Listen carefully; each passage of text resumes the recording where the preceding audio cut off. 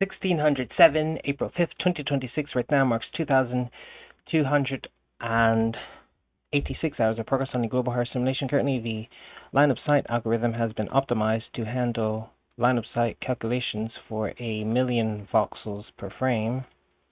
and so the performance is quite good here. Although, what makes it hard to test is that the actual drawing of the individual voxels is done using the engine's debug tools, which are send an instruction from the CPU, so while the calculation itself is quite fast, the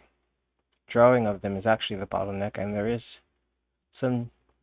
instances in which the editor crashes if all the voxels are drawn or many are drawn at once, and so the actual line of sight itself is very fast, and so changing the number to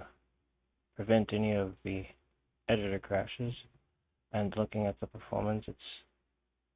quite great even with 500,000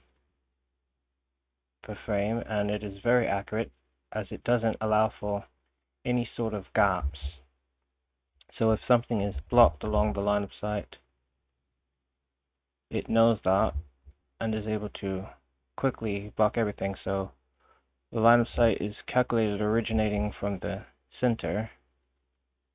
and blocking the center, as it should, blocks everything else. And so the intention going forward is to use this system for a 3D fog of war effect that can have line of sight and leave a persistent trail through the environment, and also have elevation, and also account for rotation of the character's line of sight, and also have line of sight for multiple characters at once going through the environment, and also have height fog that dissipates and leaves a persistent trail in order to have a fully three-dimensional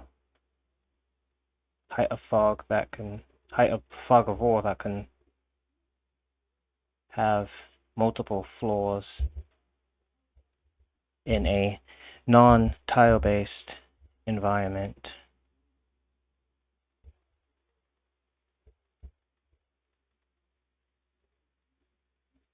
And so right now the performance is quite great, even when deleting a obstruction, and obstructions can be added instantly. So duplicating this one and then moving around the duplicate, it still performs quite great under the immense scale of 500,000 voxels. So the intention going forward is to integrate this into a